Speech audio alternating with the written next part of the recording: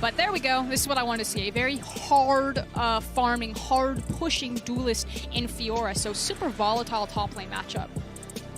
Yeah, this one is going to be very, very intense on the top side of the map. Last game, Wonder versus, or Renekton versus GP can be a little bit slower, not quite as flashy, but this one is going to be quite explosive, very much. A lot of skill in this matchup as to how you use that riposte, how you use that hookshot wall dive. But looking across both compositions, a very different game for both sides. A lot of brawling, a lot of fighting tools on the side of DAMWON Gaming, a lot of range on the side of G2 Esports. That Ezreal, maybe not going to be able to push as well early on, but certainly will be tough to deal with as we move later and later into the game. Team fight. I think it's got it almost all. Pretty much. Keeping our eyes, of course, on this level 1 for now. Maybe anticipating Wonder to step forward, but G2 playing the back foot on this one. Do not want to risk anything, so they're going to go for the standard 5-point here. As much vision as possible with as little risk as possible. Big Fiora player, Dracos? No. Although I have heard Cadril talk many times about he's the greatest Chinese Super Server Fiora player of all time. Usually before he goes 0-6. Nagari, on the other hand, might be one of the greatest Super Server Fiora players. Would not surprise me. The man is an absolute menace. And this is the thing that I really like Frostgren, is that Nagari is the guy who, I think when you look at DAMWON's evolution as a team, he is like the clearest indicator of that evolution, because he was Cole Klepto every game, no matter what, forever last season. And now he's willing to step back. He's willing to play. I don't know if the Fiora pick is where you want to make that message, Dracos. No, for sure. No, but that's my point, is that while he can take a step back, while he can play more for the team and less for himself, he's also been very explicit about saying, hey, look, I still have in my heart a place for those aggressive playmakers, for these big plays, for these big carry performances. And I'm glad that we're going to get to see both sides of Nagari in this series, because on this Fiora, you kind of have to play for yourself. This is about the 1v1. Both of them obviously taking grasp and just trying to trade the procs back and forth. I do want to talk about Kindred, though. Yanko showed that his mark was Silas. Obviously, you have setup and CC in the form of the gold card from Caps. It usually has been about Caps, so we may even see a very early gank from Yankos to try to make good on that mark and set up with that gold card. So it is a lot of back and forth, as you can see, very small trades and kind of repeated small trades from the Camille and the Fiora. It looks like 3 camps on the bottom side for Kindred, 2 camps on the bottom side for Graves as he moves to top side.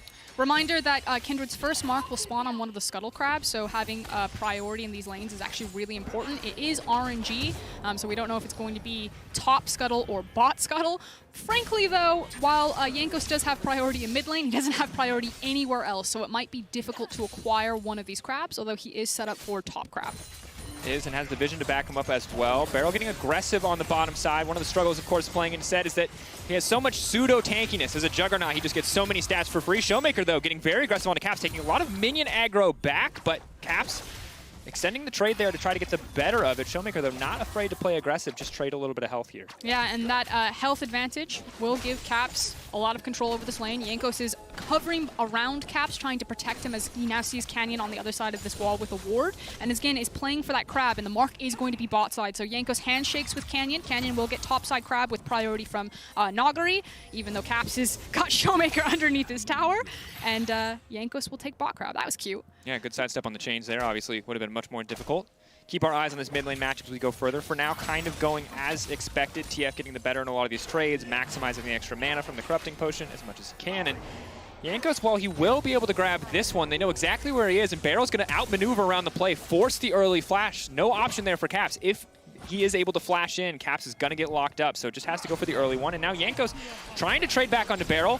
Definitely favored in this one. Big Haymaker now coming in as Caps walks forward. That's going to be the flash taken away. Third stack on the Mounting Dread will not connect, so Beryl walking away, but does give up a lot for that play. Yeah, and if you guys don't play Kindred, obviously what you want to do is set down your W and then use your E right after your Q, so you can try to proc that as quickly as possible, as now Wonder taking huge amounts of chunk damage, and you can try to catch people off by, like you said, getting that proc on the Mounting Dread and chunking them out, but flash comes out for Beryl, which is obviously very important for Set, who's reliant on flash for positioning. Now a dive. Are they going to go for it, though? Are they just going to play for pressure here? Obviously, the threat is real, but very, very difficult to dive a Set at this point in the game.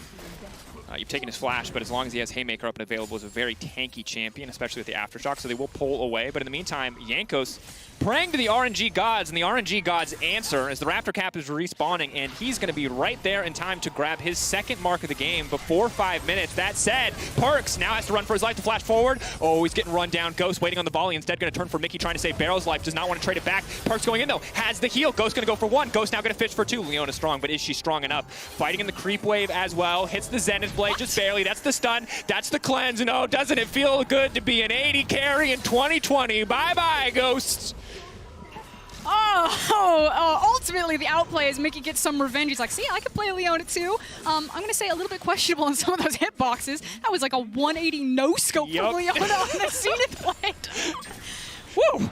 Wide hitbox. Yeah, apparently. There it is. Ash needs to, I don't know, maybe slim down some.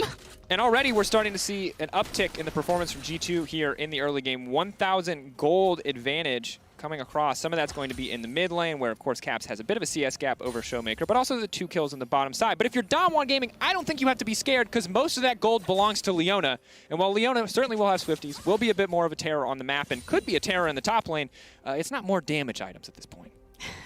No, but like you said, Swifties and impacting map state, and so far we've seen the handshake over Leona's. As it's not Beryl this time around, it is Mickey setting up for a gank on Nagari here. He goes in.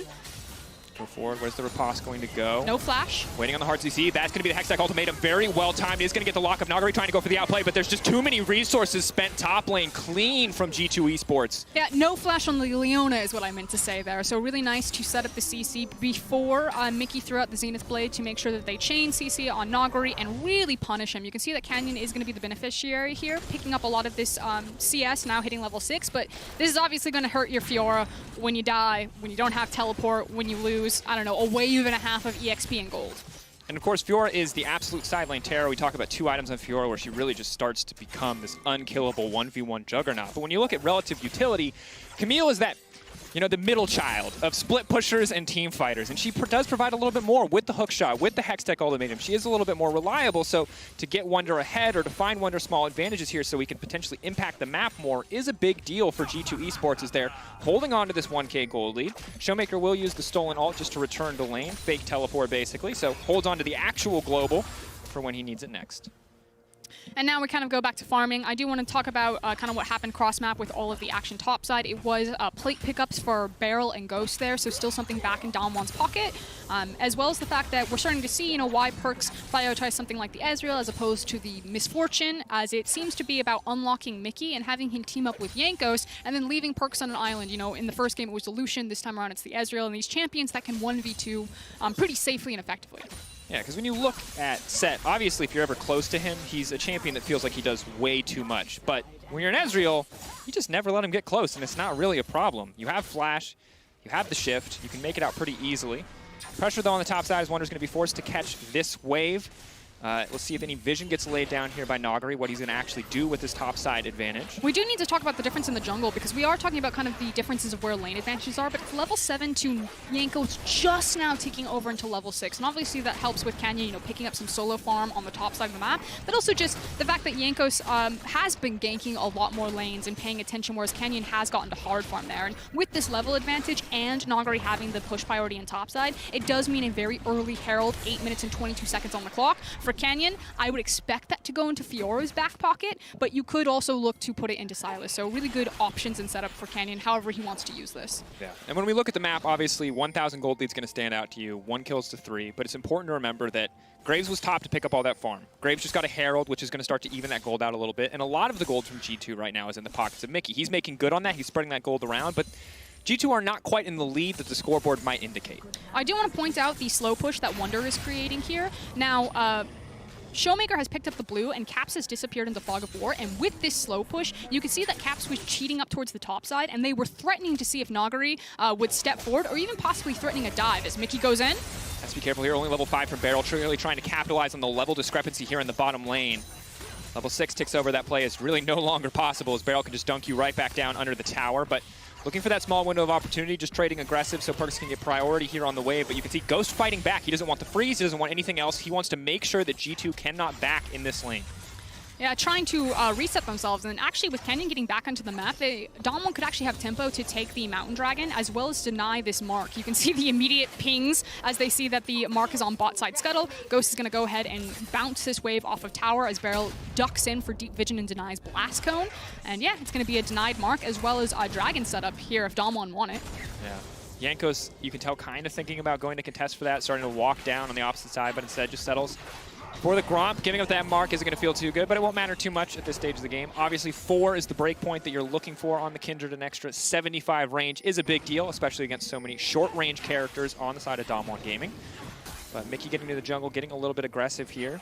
Potentially just going to be the free Mountain Drake. DWG Gaming don't look like they want to contest, but they do have a Herald that they can utilize mid lane if they want to. I mean, they pushed mid priority, then DWG are now walking in, so Caps, you can see, is catching the mid wave. It does mean that the Dragon is still relatively low health, so DWG being behind the play if they wanted to contest it, but it's not crucial. Like you said, first Mountain Dragon doesn't really mean anything.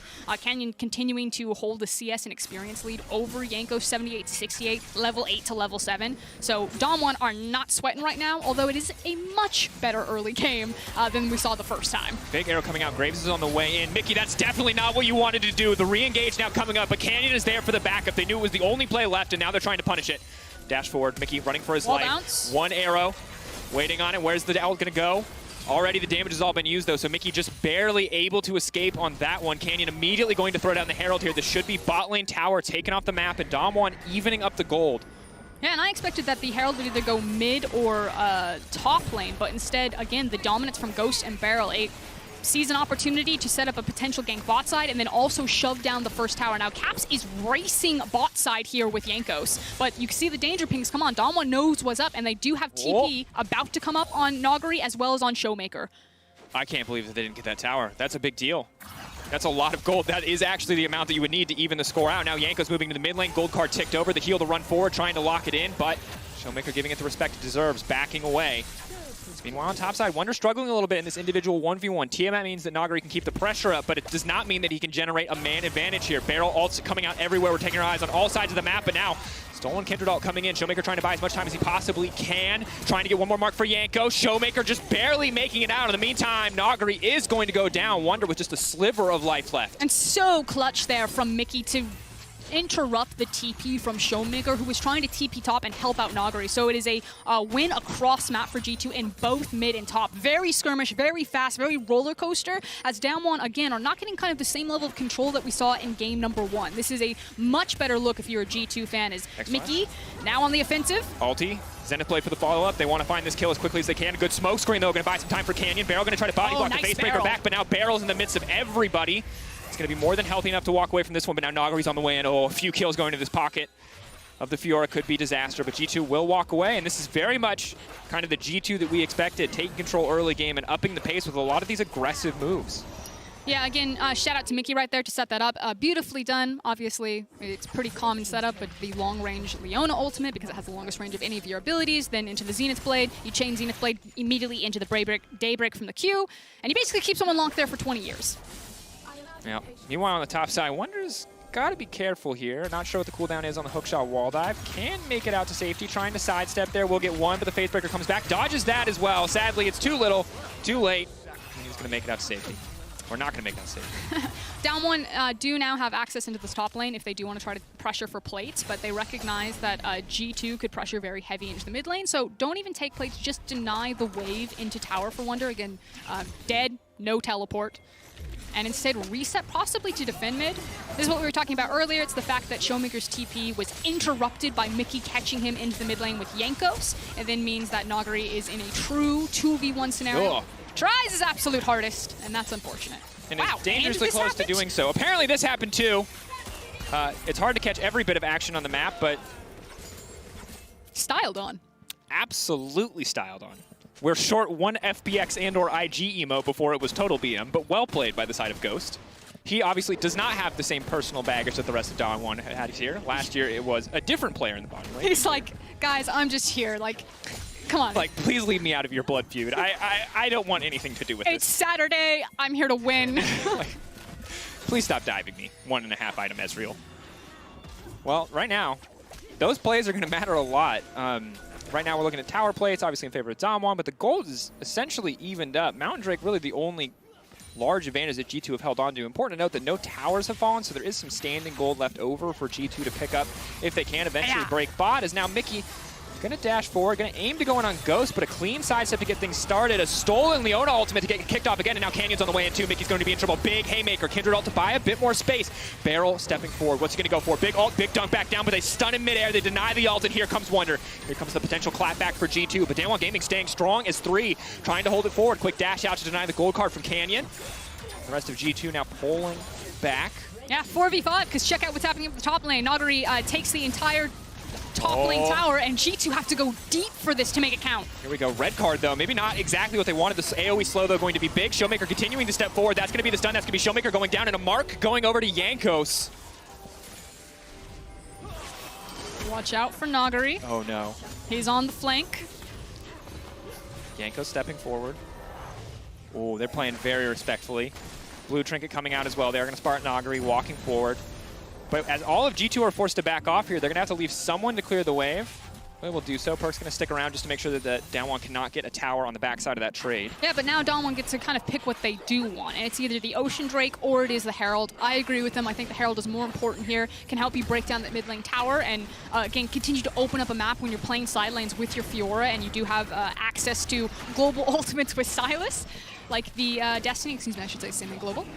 But it is a Dragon for Herald trade, and ultimately G2 kind of got the better of DAMWON in the mid lane skirmish, but I actually think it's pretty negligible when you take into account how much gold experience that Fiora got, as well as what DAMWON could get on the back half of this Herald play. It's also an absolute mess. So many resources burned. I mean, the good news is the mark for Jankos, right? Like, that's kind of, feels to me like the silver lining for that play, but you're using your flash from caps. It's a bit all over the place, but, you know, get a little bit of good news here as, boom, big shutdown onto Perkovic. 2-2-2, now has the Iceborne Gauntlet. And we talked about this being a relatively short-range comp, so Iceborne Gauntlet makes a lot of sense. And these fights are going to be difficult to play out for Canyon, for Nagari, for Barrel, if they cannot find a good angle on these team fights. Yeah, but now you have kind of the same play again as Wonder's trying to slip into the top side brush right there, spotted out very cleverly by a ward that I believe Ghost placed. 4 marks now for Kindred as well. No, I think it was Barrel. I was like, does Ghost have yellow trinket? Had to check. No, blue trinket. Nope. Proskeren. Yeah. This game, a little bit more, I feel like G2 showing what they're made of. But still very much more explosive than what we've seen from DAMWON for most of this tournament. DAMWON Gaming have been, I'm not going to say a chill team, but have been a little bit more calm, a little bit more collected across the tournament so far. But obviously when G2 start the fights, DAMWON kind of have to respond. And now we see the Herald use mid. They're looking to break this one down. Perk's laying down some poke damage just so DAMWON don't feel too tower here, but not enough to finish the job, and G2 just instantly take that one. Yeah, and it's DAMWON just using the fact that they have first movement on Nagari. You can see that Wonder has caught the wave up to the top side on that. May even be providing a freeze. It feels like a fist fight in the mid lane now as Mickey is really fishing. Needs to be careful. Ghost has arrow. Big arrow, flashback. It's going to hit Perks instead. Definitely not the target that they wanted. Looking for the opportunity, but he's stunned as well. Now they're trying to lock up Barrel. Big haymaker to come out, and they take him down as well. Barrel a bit over aggressive and immediately punished. He had the highlight reel play in his head. He was going to dunk Perks right back into his own team, but the CC is there to stop him. That CC was so critical there, and this is what G2 were missing in the first game against DAMWON. They were not up to par with the mechanical ability. DAMWON were outplaying them. This time around, G2 are looking much cleaner, and it is coming down to a knife's edge of, you know, did the CC go off? It was a milliseconds, frankly, there. Barrel, like you said, saw his highlight. Gold card, boop. He was in there. He was going to get a massive face breaker. He could have then grabbed whoever he wanted, flipped them back in. Would have been stylish, but the gold card just slaps him right in the face. Yeah, and that's part of the reason why we just see TF so much, is the gold card is just such a strong ability. But hold that thought, because Jankos is going to be the one who's in trouble now. Forced to use the ultimate pretty early into this fight, but Canyon zoned away. Jankos does do a lot of damage here with the Storm Razor. Debating on his options there. Stolen ult coming out. Ooh, the shutdown as well. Hit him with the hose. Caps holding on in the circle, holding on as long as he can. Showmaker going in, no big heal, and that's going to be it. Mickey now caught in the midst of the entire team of DAMWON. 3 members strong here. Just looking to run this Leona down. Facebreaker won't connect, but Showmaker sure will, and that's going to be it. Yeah, and there's no response from G2. Look at Fiora. Fiora just pushed another wave. She's now going to smash this wave into the tower, get a couple of good shots there. You now have 3 kills as Mickey basically went in to try to save his team, and it was just Lemmings running off of of the cliff there as G2 fed away 3 kills as well as big gold to Showmaker. Very different performance from Silas game 1 to game 2. Showmaker 3-1-1 on this champion. And it feels like that's a little bit of the difference in how both of these teams want to play the game. A lot more high-risk play coming here for G2, and quite frankly, caught out a little bit. Yanko's obviously fine in the individual 1v1. I feel like he didn't get his ult. No, he didn't. He made the mistake. So he cues out of his ult, then tries to walk back in it. Doesn't get the health from the Lamb's Respite, and then Showmaker's like, easy, mate. Hits him with the fadeaway hose, grabs the Lamb's Respite, then uses it to go all in on Caps. And at this point, Mickey, he's in the Zenith Blade. He's like, I've made a terrible mistake. Yeah. Thought he could maybe save the day, but again, you cannot make small mistakes in this matchup. Costs pretty dearly. G2 not confident enough to stay for any damage on the tower. Just going to push in and wait to see what's going to happen next. 20 minutes into the game, so the Baron has spawned. Neither team too keen to get that one started off, but both with more than enough damage to do it if they want to. So G2 don't have a single tower to their name, and without Herald, it's going to be pretty difficult to crack these towers, especially with the wave clear that Ghost is going to provide on this Ashe. So they need to make picks around this mid lane and then use a numbers advantage to kind of overwhelm and siege a tower, or they need to have 2 waves that are syncing, pushing together, and then like you see what they're doing where they shove a wave and then they kind of sprint to a side map to try to dissuade DAMWON with a potential dive. But DAMWON could actually just hold like this, and as long as they have proper vision on their flanks and don't, or are aware that G2 are trying to pick them off right now with Leona, can continue to kind of win across the map or funnel gold into the necessary hyper carries like the Fiora. And it's interesting because right now as well, while we're seeing pretty even 4v4 here on the bottom side of the map, you've got top laners just in complete and total isolation. You have to feel the later we go, the more this is going to favor Nagri in the 1v1. He's on his way to the Trinity Force. Look at his CS lead. Yeah, he's already 40 CS up. I mean, this is looking really solid for him. Yeah, he can't pressure the tower too much, but in these trades, he's going to be fine. There's no real kill pressure. The full all-in is such a mess. Neither side really wants to go for it. Canyon, though, going to take a decent chunk to kick things off. G2, important to note, this will put them at sole point, and that is something that they can fight for. That is something that they can play for that will force Nagri out of a side lane. So getting that Drake is crucial. And this is kind of, like you're saying, the one silver lining that G2 still have is their clear win condition this game. Is now Caps going topside, but here comes Showmaker. TP respond. Ulti coming in, but they're just going to walk away. They don't have to commit anything else for that, and that's overall a good trade for G2. Yep. Getting the ultimate off of Showmaker, like you said, trading for Destiny, you're going to take that any day of the week, but the towers still remain here. So G2 still looking for a pick, still looking for kind of a big team fight, while DAMWON will be patient. They've now swapped Nagari down towards the bot side of the map, so we can start threatening the inner bot side tower while Baron is in place and Dragon is down. Makes a lot of sense. And checking in on itemization as well, it was the Iceborne Gauntlet, it's fully stacked Muramana now, as well as the Quicksilver Sash. So Perkz is going to be nigh untouchable in a lot of these fights, unless they can just absolutely one-tap him. He has to completely mince position, really, to die in these fights or play way too aggressive. So he's in a solid spot. Probably will not have the same damage output as an Ashe in a sustained team fight right now. Might change once he gets third item. We'll see if it's going to be the Blade of the Rune King or the Death Stance. But Nagari now getting aggressive onto Caps. Stun's going to come out, dash forward, as well as the riposte, but the TP now burned here from DAMWON run top. Riposte is down, though. They can go for the stun. Hookshot wall dive. They're just kind of baiting here.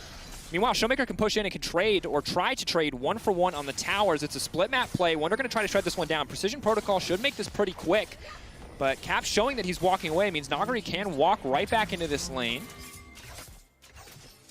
Tower still hasn't fallen yet for DAMWON, but they're denying so much wave, and it should eventually fall. It's probably very low health as Nagari flashes. Oh, the Stolen Ultimate coming in as well. Caps, though, back on the way in, wants to use it. Wonder now has to run for the hills. Has to be careful. Nagari now stepping in. This Fiora is so incredibly strong. 2 items, dash through. No riposte available, and that means he's going to be in trouble. Shut down onto Nagari. Massive for G2. What can DAMWON do on the top side of the map? Nagari just steps forward as G2 stay around, and like you said, what can DAMWON get on the top side of the map? The top tower does fall. That mid tower is a stiff breeze from being knocked over. So still, in terms of gold, G2 have a slight edge, but there's a lot of freestanding gold available for DAMWON to take that right back. And we've yet to really see a full-on 5v5. We've seen a lot of 3v3 skirmishes, and we've seen a lot of these 2v1 side lane plays, but neither team seems too keen to fight yet. That might change in 2 minutes and 45 seconds when the next Infernal spawns. I do want to talk about the fact that you don't have TP right now on your Camille, where you do have it in your Fiora. Now, it would be difficult to execute, but there is a position here where Nagari can run down bot lane or Showmaker if he wants to have the Destiny, and you could try to play cross-map by stretching out Camille, since Twisted Fate will have to match you there and try to like abuse in lane assignments while Camille is waiting for that TP. But because Infernal Drake and an Infernal Soul is coming up in 2 minutes, G2 might not be punished for it as heavily, since they'll want to be playing bot side anyway. It's important to note as well that through all of this, Caps managed to hold on to his TP2, so there is a decent global advantage. Of course, Nagari does have teleport, but the Fiora teleport significantly less menacing, as she packs no innate CC, even if she is an absolute monster to deal with in small skirmishes.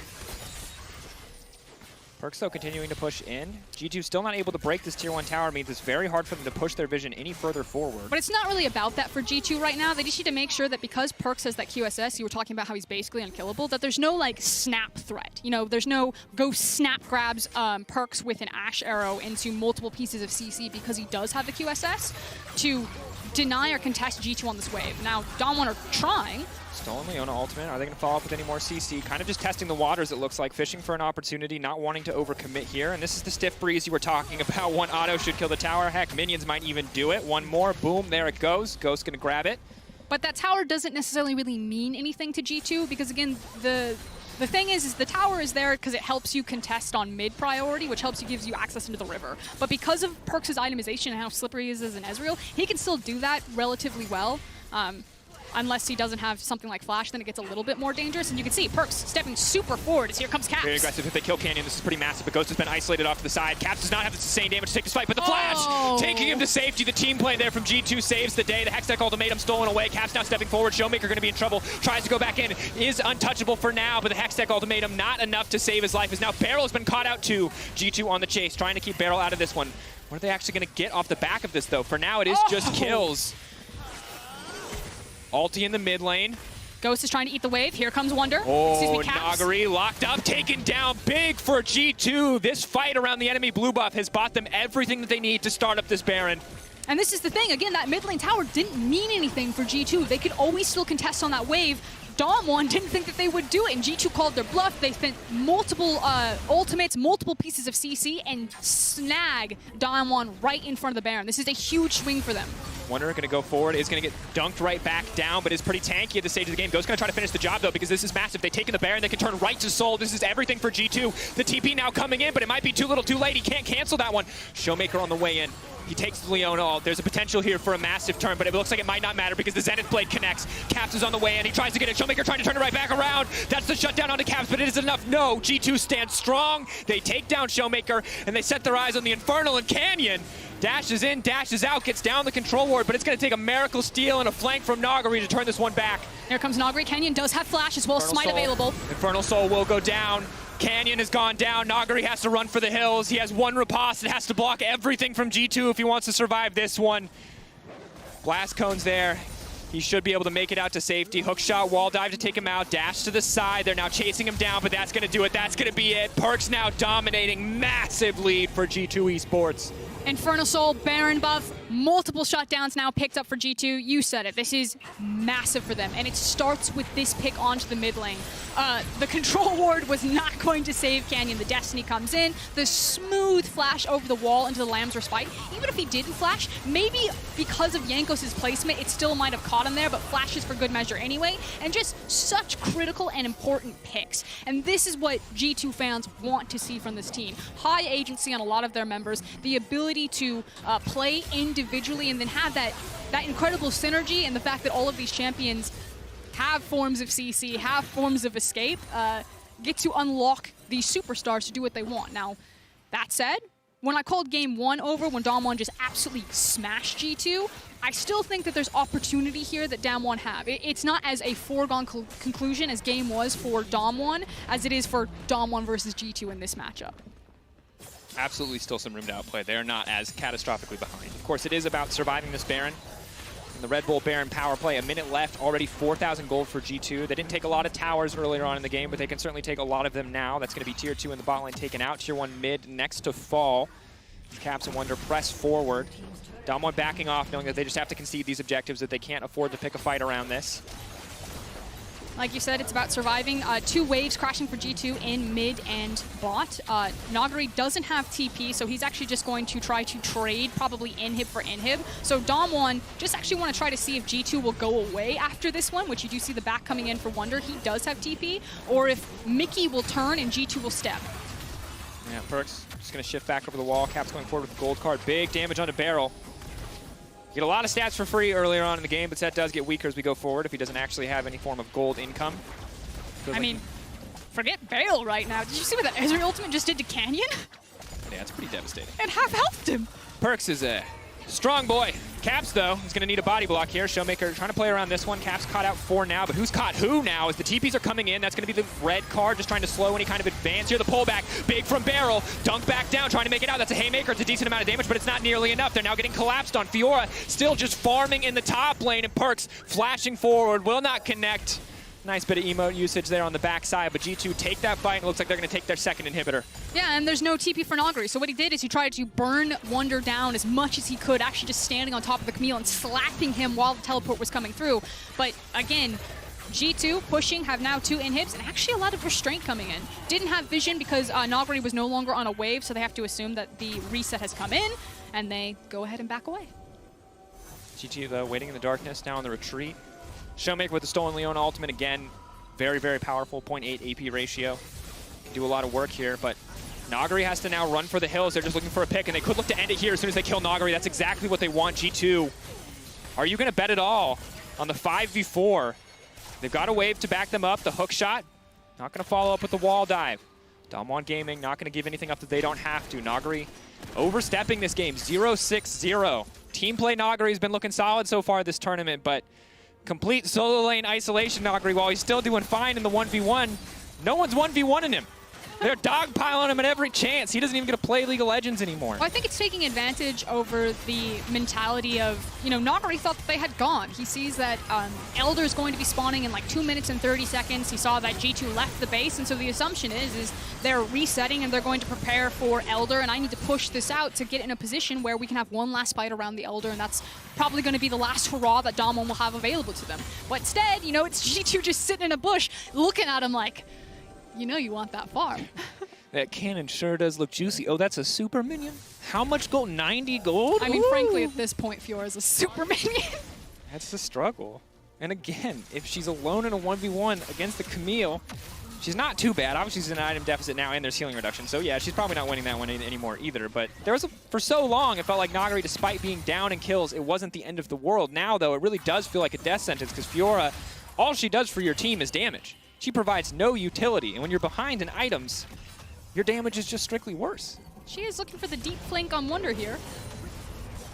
Big arrow. Oh, that was the biggest brain arrow we've seen all tournament. My God, Ghost shut down onto Wonder, and that is certainly a way to put hope back in to the side of DAMWON Gaming. That guy just 3,000 IQ'd him. My God, Giga Brain. Get the wall jump now. You've heard of 5-head, welcome to 6-head, baby. Ghosts on another level. It's just another Saturday. Oh my God. Okay, Elder is spawning in 44 seconds. Obviously, G2 don't need it to win. It would be nice. And they've got so much vision control. They're doing the classic. They just want DAMWON to face check in, do so many of their pieces of CC. Yeah. Ooh, that blue trinket ward. Gold card. Who's face checking who though? Oh, big Ezreal damage. Showmaker all alone means he takes the full brunt of that assault. And now they're trying for the follow-up. Yanko sleeping forward, and that's going to be it. Showmaker just in the midst of the meat grinder. G2 now pressing forward. Game 1 all about DAMWON, all about early dominance. Here, G2 keep it scrappy, keep it fresh, turn it all around on a single play around the Baron buff, and now they are just walking their way into victory here as they tear DAMWON to pieces. Much better look from G2 this time around. DAMWON was still getting a couple of scrappy fights in there, but just not the same dominant performance that we saw from Nagari. 0-6-1. Obviously, that Fiora is probably not going to come out again, as we've got a series, Dracos. We absolutely do. Gold card going into G2 looking to return with some BM of their own. They don't have any fancy emotes, but they are more than happy to go for a fancy tower dive. Land's Respite will not give you a respite from the Fountain Laser. G2 going to close this one out with confidence. Game 1 was all about DAMWON Gaming. Game 2, much more of a back and forth. But at the end of the day, G2 reigns supreme and tie it up 1-1. But this is what's most important. G2 beat DAMWON from red side. You now get side selection for losing team